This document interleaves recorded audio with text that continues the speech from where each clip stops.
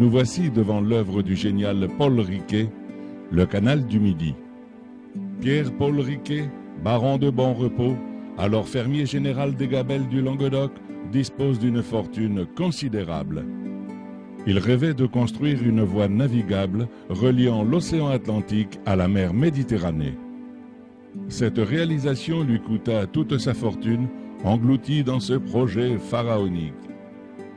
Ruiné, il mourra en 1680, quelques mois seulement avant l'ouverture du canal à la navigation. Les écluses de Foncérane, situées à Béziers, dans le département de l'Hérault. Celles-ci permettent le franchissement de l'imposant escalier d'eau dont le dénivelé est de 21,50 mètres sur une longueur de 312 mètres.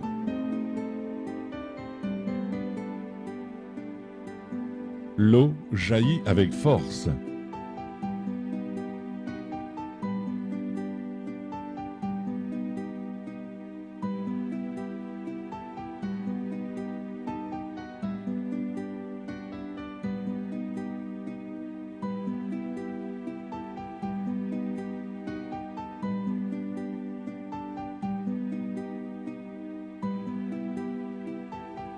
Les sas s'emplissent ou se vident selon que les bateaux soient avalants ou montants. Les énormes vantaux de l'écluse s'ouvrent. Voie navigable de France, gestionnaire du canal du Midi, enregistré 8200 passages annuellement.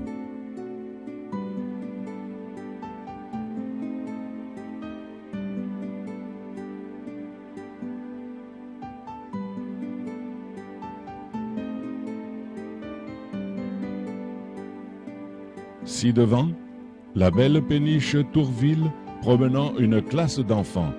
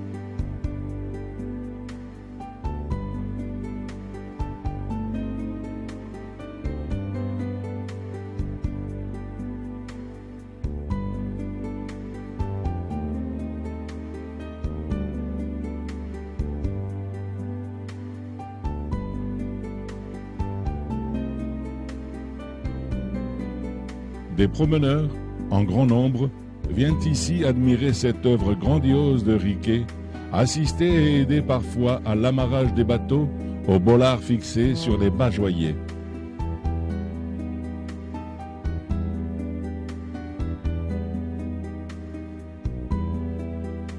La péniche sort du sas et entre dans le bassin de virement. Une amarre est frappée depuis l'arrière tribord au bollard fixé sur le bajoyer, permettant ainsi de faire pivoter le bateau afin qu'il se présente droit face à l'écluse de sortie du bassin de virement. L'équipière a rejoint le bord.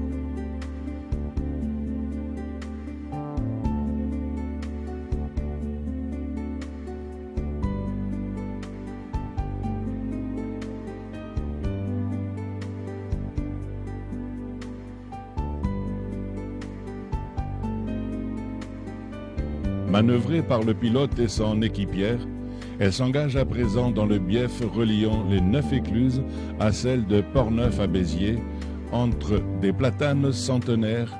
4500 platanes et cyprès ont été plantés le long des berges du canal du Midi.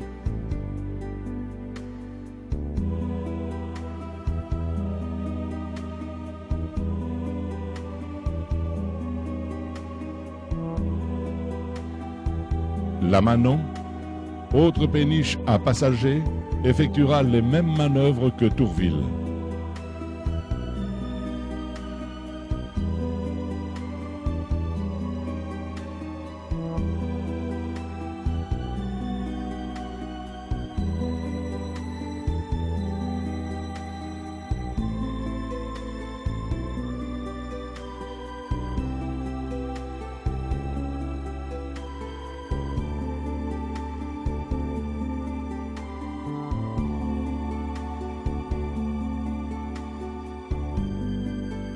Ici, la sortie vers le bief jusqu'à la prochaine écluse.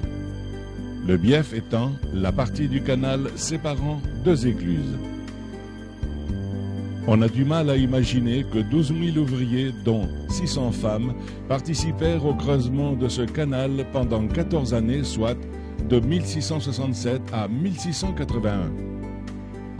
328 ouvrages furent réalisés, dont 64 écluses, 54 aqueducs et 7 ponts-canaux, le long du canal qui s'étire sur 240 km. Mais aussi des épandoirs, des maisons éclusières, des tunnels dont celui de Malpasse situé à Colombier, près de Béziers. Des centaines de bateaux empruntent ces écluses classées monuments historiques en 1996.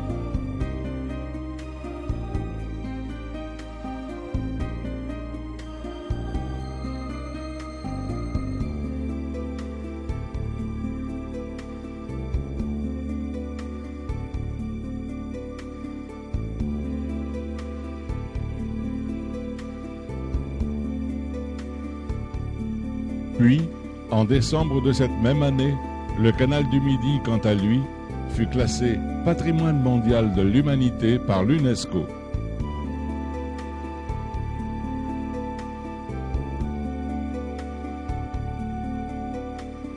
Et, en avril 1997, il fut classé site protégé par le gouvernement français.